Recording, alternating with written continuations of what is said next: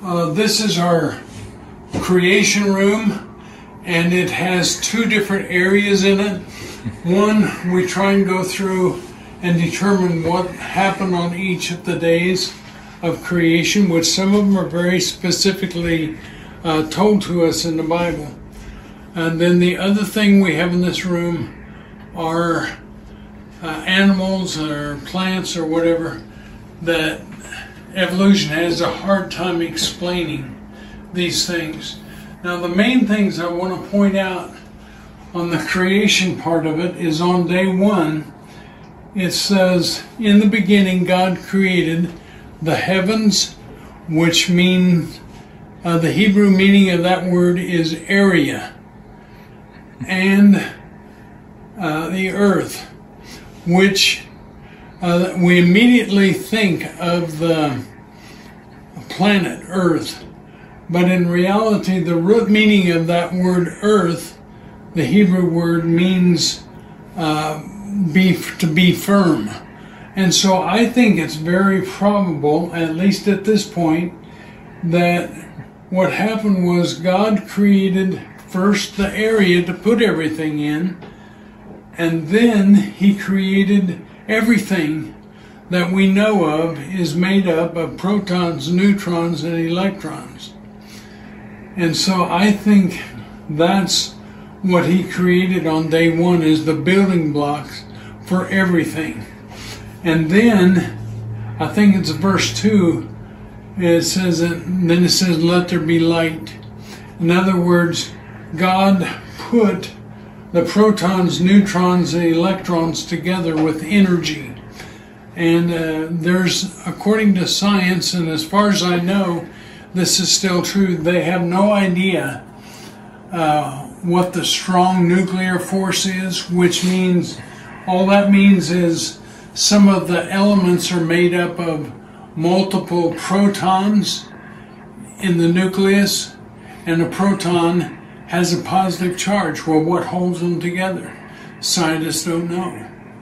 Then the weak nuclear force is its surrounding, or electron is going around it. And what keeps that negative electron from collapsing onto the nucleus of the element? So these are all, I guess to me, that's the main aspect on day one, which sets the stage for everything else. Now, another thing that happens in the first few verses is he said he separated the waters from the waters. And I think he separated the waters from the waters. And this first waters, I wonder, is if what he did make planet Earth out of. And then the waters that he separated, which would have been a vast amount of them, is what all the stars and galaxies and stuff are made out of. And when he separated the waters from the waters, I wonder if they didn't just keep going, just keep separating. And then he formed those things as it went out. Now, I guess to me the elements down here in this picture, to me, I mean, it's just so simple, and yet, only God could have probably thought about it. But the different elements are made up of just a different number of protons, neutrons, and electrons. And then when you start changing the number of those, you get different elements. Like, I believe it's 98% of the universe is made up of hydrogen and helium. Now, hydrogen is one proton and one electron. Helium is 2 protons, 2 neutrons, and 2 electrons. And if you stop and think about it, if 98% of the matter in the universe are those 2 elements, kind of unbelievable. And then the rest of the planets and everything are the rest of these down here. So I think that's all we'll do on the 7 days of creation. You can look there and read in your Bible, and it's obvious what took place or what was created on each of those days.